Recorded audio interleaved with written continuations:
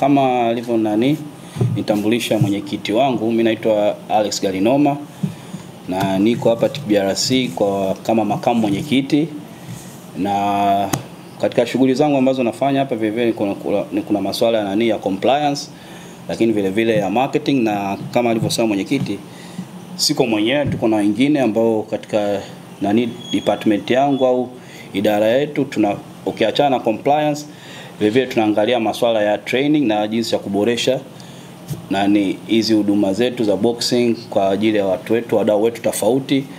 Na katika hilo vile vile mwaka huu tulianza na training mwezi wa pili, nadhani mwenyekiti alienda akafungua pale uwanja wa Taifa.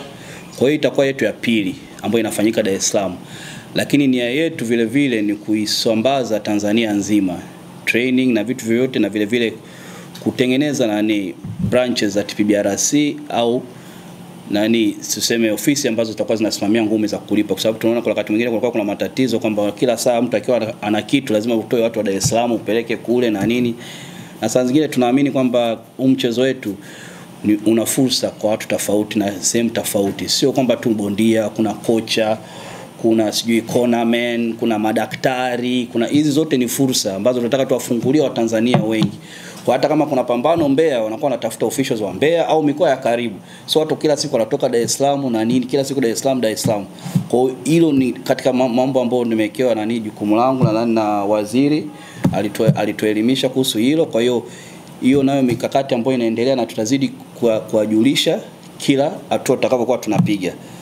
Kwa hiyo kama alivyosema mwenyekiti, mimi zaidi niko kwenye compliance kuhakikisha kama kila kitu kinafanyika. Kama alivyosema mwenyekiti kwamba kuna bondia kabla hajaingia ulingoni, kuna swala la afya, kuna swala la kupima uzito. Hivi vitu vyote vina muda wake vya kufanyika kabla ya ile siku ya tukio. Kwa kuna mambo mengi ambayo yanaendelea huko nyuma, inabidi nihakiki kwamba bondia au mtu yote ambaye anashiriki kwenye ngumi za kulipwa ana leseni iliyo hai ambayo inamtambulisha, kwa sababu tunaamini kwamba unapokuwa na leseni inatutambulisha wewe ni nani kwetu. Na sisi mtu anapokuwa mwanachama wetu kuna huduma tofauti ambazo tunampa. Kwa hiyo ukiachana na leseni, kuna masuala ya mapromota, kuhakiki kwamba mapromota kila kitu kimetimia, malipo ya mabondia yanafanyika. Kwa hiyo nadhani toka tumepambana, wakati huko nyuma kulikuwa kuna matatizo, mabondia wanamaliza ngumi hawalipwi. Lakini sijui kama mmeletewa wenyewe vitu vyovyote au mmesikia kama kuna watu wanapigana hawajalipwa. Hiyo ilikuwa katika kitu cha kwanza ambacho tulipambana nacho, kwa hakika kwamba wanapata haki zao, whether ni za afya, whether ni za kifedha au ni zingine vipi. Katika vitu au saa zingine kuna masuala ya mabondia, rekodi zao wanapigana, nikimpiga mzee hapa sababu yeye ana control box rec, au watu wanaopeleka matokeo yangu hayapelekwi, sababu kwa hivyo ni vitu ambavyo tunahakika tunapambana navyo, na hadi sasa hivi nadhani kwa asilimia kubwa tumeweza kuvikamilisha, na tunaangalia na vitu vingine. Na hivyo vitu vyote kama ninavyosema vinadondoka kwenye idara yangu ambayo ya compliance, kwa inakuwa na vitu tofauti. Lakini kwa leo ningependa kuongelea swala la leseni. Swala la leseni ni muhimu sana.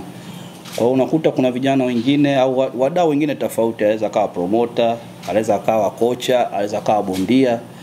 Ni muhimu sana kuwa na leseni, na naomba niwasia, bila kuwa na leseni iliyo hai huwezi kushiriki au kuratibu mambo yote kuhusiana na ngumi za kulipwa, sababu ile inatusaidia sisi kukutambua wewe, na vile vile hata unapokuwa unahitaji haki zako tunaweza kukusaidia, lakini bila ile ni vigumu sisi kuja kukupa huduma za TPBRC, sababu mwisho wa siku nakupa huduma kama nani.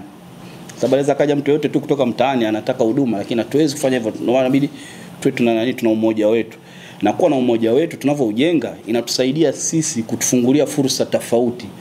Nikiongelea hivyo, kwa sasa hivi tunapambana sana na fursa ya kuwapa vijana wetu afya,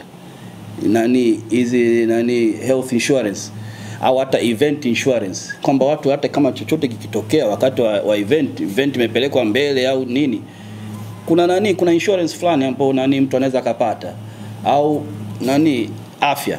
Kwa hiyo ni muhimu sana kutafuta bondia wetu wengi kama mnavyojua wanatoka kwenye maisha ya chini ya duni. Kwa hiyo tunapokuwa na umoja ni rahisi sisi kwenda kwenye kampuni ambayo inaratibu au inatoa hizi huduma, tukakaa tukasema bwana, sisi tuna watu 7 hapa, mnaweza mkatufanyia kitu gani ambacho mnaweza mkatupa nani ambayo ikatusaidia sisi tukaweza tukalipa kidogo kidogo, kwa hata kama mwanachama anaweza akalipa kidogo na sisi TPRC tukachangia, ni bora. Kwa hivi vitu vyote ambavyo tunasema, yani ni saa zingine mtu anaweza akasema kwamba haelewi umuhimu wake. Kwa hiyo labda nitagusia kidogo tu, labda watu ambao wanahitaji kuwa na nini na leseni. Kuna mabondia, makocha, madaktari wa ulingoni, marefa na majaji, wasaidizi wa ulingoni wale wanaitwa ring assistants au cornermen, wakuzaji ambao ni mapromoter, na wengine ambao wanakuwa kama wasimamizi kama sisi wenyewe. Kwa sababu tunaamini kwamba TPRC sisi nadhani tuliochaguliwa na waziri atufiki 10, nadhani 7, na kuratibu Tanzania nzima, Tanzania kubwa.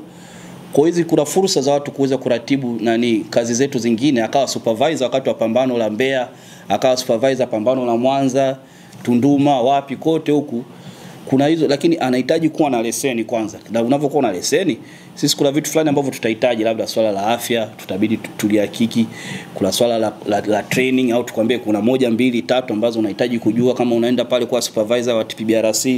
Kwa hao watu wote kama nilivyowataja, hao watu wote wanahitaji leseni. Lakini nilikuwa nataka nani kama kugusia kidogo, of course labda baadaye hapo mbele nitaelezea kwa urefu, kwa upana, lakini sasa hivi nitagusia tu point chache za umuhimu wa kuwa na leseni. Kuna ya kwanza ambayo nilisema kwamba inakutambulisha rasmi kwetu. Ya pili niliongelea kwamba inakuwa nani inakuhakikishia haki yako unaipata, whether ni malipo, whether ni masuala ya afya au vitu vingine, tunaweza kusimamia kwa upande huo. Nyingine ni utaalamu na uwajibikaji, kwamba leseni zetu zinatuhakikishia kuwa ngumi za kulipwa zinaendeshwa na watu walioidhinishwa, wenye sifa na wanaowajibika kitaaluma. Udhibiti na nidhamu nazo zinatusaidia kwenye swala hilo, kwa sababu mchezo wetu kama ninavyosema, sio kila mtu mstaarabu na sio kila mtu anafuata sheria na nini. Kwa pale mtu anavyo misbehave, kuna masuala ya kusimamishwa, kuna masuala ya kufungiwa, na leseni inatupa uwezo huo. Kwa hiyo ni katika vitu ambavyo muhimu kuhusu leseni. Na nyingine ni mfumo wa kumbukumbu. Kama nilivyosema, mfumo wa kumbukumbu ndio unatuambia kwamba tuna mabondia wangapi wako Tanga, tuna mabondia wangapi wako Singida, tuna mabondia wangapi wako Dodoma. Hata fursa au huduma zingine tunaweza tukafikishia bwana. Kuna jamaa pale yuko na hospitali, mimi na mabondia kadhaa, unaweza kutusaidia kutupa huduma ya vijana wetu kupima. Kuna vipimo vile vidogo vidogo, sio vya malaria vya nini. Hivi vyote vinawezekana, lakini kama pale tutapokuja kuna nini, tutapokuwa na leseni ndio tunaweza kuwa kwenye umoja wetu, tunaweza tukapush na kufanya vitu vikubwa kama hivi. Lakini hivi vyote vinaanza na leseni, na vitu vingine vinafuata. Lakini nitaka vile vile kuambia kwamba bila leseni mtu haruhusiwi yote kuhusiana na nani kushiriki au kwenye mapambano, ngumi za kulipwa kwa sehemu yoyote ambayo inahusiana na ule ulingo jamani.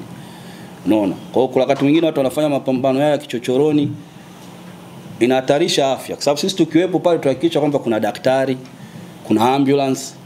Bila hivi vitu sisi hatuwezi kuruhusu mapambano yaendelee. Mchezo wetu mnaujua ni entertaining, burudani, lakini vile vile ni mchezo wetu hatari. Kwa lazima tuweke ile misingi ya kuboresha huduma za afya kwa vijana wetu na watu wote ambao wanahusiana na mchezo wetu. Kwa hiyo hapo leo nimegusia tu kidogo kuhusu upande wangu mimi wa compliance. Kwa hiyo unakuta mara nyingi kila kitu mtu akileta hapa, anataka kusafiri, anataka kufanya nini, inaweza ikaanzia kwa mheshimiwa hapa, ikaanzia kwa katibu, lakini baada ya katibu inaenda idara nyingine.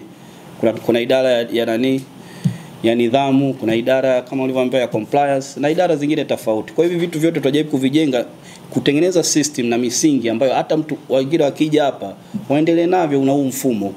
Na naamini kwamba itatusaidia kuboresha mchezo wetu na kutuweka katika sehemu nani nzuri. Mwenyekiti aligusia kidogo kuhusu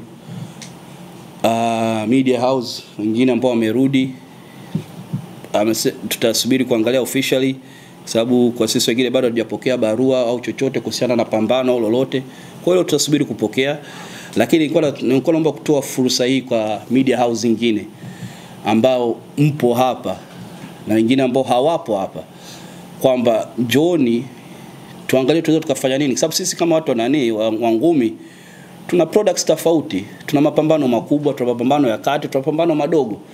na hadi sasa hivi tunataka tuanzishe kitu kingine kinaitwa gym contest. Kwa kuna vijana wengi ambao wako huko nani mtaani wanahitaji nafasi na fursa ya kuweza kupambana. Kwa hiyo hawezi wakapambana kila siku kwenye mapambano makubwa peke yao, lakini wanaanzia huku nani chini. Kwa hiyo sisi vile vile tuna swala la kuchukua vijana wetu wanaotoka kwenye amateur. Wale wanaotoka kwenye amateur hawezi wakaenda moja kwa moja wakapambana mapambano makubwa. Kwa hiyo kuna haya mapambano mengine madogo ambayo tunaandaa, na vile vile kama nilivyosema milango yetu iko wazi. Kwa hiyo tunawakaribisha, hata kama mnaweza mkasema mna idea, sisi tunaweza tukasema bana sisi tutasimamia production, nyie tunaomba mtupe airtime. Kwa kuna fursa kwa upande wenu watu wa media. Na ya media nikiongelea sio lazima tuiwe TV, inaweza ikawa radio, inaweza ikawa digital platform. Hivi vitu vyote vinawezekana. Ulimwengu wa sasa hivi umekuwa mdogo na nafasi na fursa ziko nyingi jamani. Kwa saa zingine hata kama mna idea, karibuni, milango yetu iko wazi. Na vile vile tunaamini kwamba hii itakuwa fursa kwa wadau wengine. Alisema kwamba kuna PMBet, lakini hatusimami hapo. Kuna wengine kampuni tofauti ambazo zinaweza zikaja, na tukaangalia tuweza kufanyaje kazi pamoja. Wenyewe wanapata nini, sisi tutapata nini. Mwisho wa siku ni kuutangaza huu mchezo, kuuboresha na kuwapa vijana wetu fursa na nafasi tofauti za ajira, kama hivyo sema nani mwenyekiti, afya. Sababu sisi tunaamini mchezo wetu ni afya, ajira, hivi vitu vyote, kuboresha familia na nini. Na kitu kingine nani, kuna swala la kwamba aliyosema mwenyekiti, tunawakaribisha sana katika nani training yetu, na inaanza kesho. Itakuwa Fitpoa Gym pale, itakuwa kwa siku 3, Ijumaa mpaka Jumapili, na tutakuwa na nani na kocha wetu John Chago. Kwa hiyo hata kama nyewe mnataka kupita mkaangalia, mnaweza hata kutushauri bwana, nadhani hapa mngefanya hivi, karibuni. Sababu tunaamini kwamba sisi wote tutavokuja na mawazo hivi tunajenga kitu, na tunaamini kwamba tunachotaka kujenga sisi ni cha muda mrefu. Kwa hiyo nisingependa kuendelea kuongea sana, lakini ningeomba niishie hapo. Nadhani mtu ambaye upande wangu wa kushoto anaitwa Donald. Huyu ndo mnani mtu wetu ambaye ananisaidia vile vile na mambo yetu ya compliance, mambo ya leseni na nini. Kwa hiyo tunajitahidi kutekeleza team na tunazidi kuongeza ukubwa wetu, lakini tunahitaji na msaada wenu nyinyi watu wa media kuweza kupeleka ujumbe kwa watu wetu. Kwa sababu hiyo ni muhimu sana, na tukasema hii tutataka kutumia fursa hii kuweza kuwafungulia milango halisi. Sasa hivi mnapajua ofisi, tunapishana na ndugu zetu wa mpira. Kwa hiyo mkija kule mnaweza mkatugongea na huku, sababu tunajua kule kuna mambo mengi, kwa wanaocheza ambao wachezi, hiyo yote tutajua. Kwa hiyo tunafungulia milango, mnajua ofisi zetu zilipo, namba zetu mnazo, karibuni sana. Na hata kama mna idea mnaweza mkasema tofauti, karibuni. Kila kitu kinaanza na maongezi. Sawa.